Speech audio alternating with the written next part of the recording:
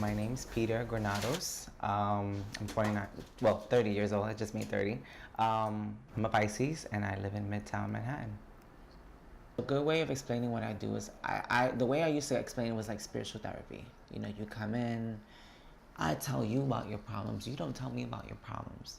There's a therapeutic response in the way that I do this. I do it from a place of healing, adapting from the pain or the trauma or the shock or the abuse, whatever, you know, resistance that you're facing in your life. It's all about transforming that into a positive outlook, a positive experience.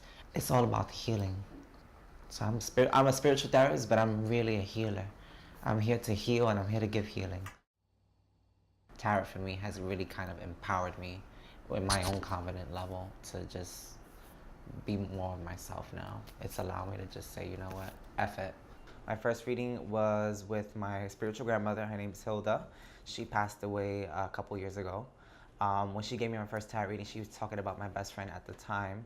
And she just helped me come into a whole new understanding of what this stuff is. So I always had this inclination with, you know, magic and, you know, special effects, seeing this on TV and on cartoons. And I was fascinated by this when I was a kid.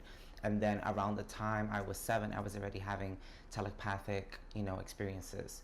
So by the time I was 13, I was already reading about Wicca. I was just grabbing whatever book I could find. Growing up, I was effectively guilty about how I practice Wicca and magic and all those in-betweens, how people would label that as, you know, worshiping the devil and you're demon worship and you sacrifice children. It's like, no, we don't do any of that. We actually love children. Children love us. We love animals. Animals love us.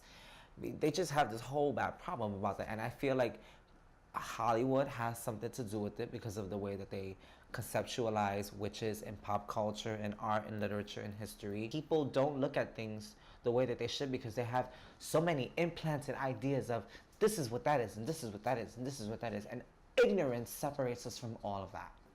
Ignorance is the real culprit behind the real reason why people don't learn about these things or know about these things. Knowledge is power, but it's wisdom. It all comes from a place of love. So everything brings us again back to love. If at any point you get uncomfortable, you just tell me stop. I'll stop because sometimes I can get a little deep. Like I said, it's only gonna talk about whatever it talks about. So I'm not gonna know your secrets or your skeletons in the closet because that's what this is about. Now what I do is I just spread them out like this, in a thin line. You take any 3 cards you want, and then we'll start from there.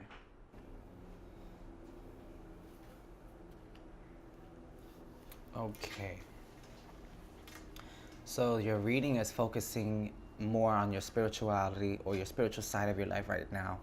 The Hangman comes across as a person who's just kind of like sitting around waiting for changes to occur into their life. The 8 of Wands is a card about all wands have to deal with work, so it talks about, you know, work bringing travel. This 3 of Pentacles talks about you being self-employed, making your own money on the side of what you're already doing. You're taking all of your ideas and you're conceptualizing them now. So you got a lot of good ideas that will bring you profit and money. So get to work, girl. Wonderful reading, honestly.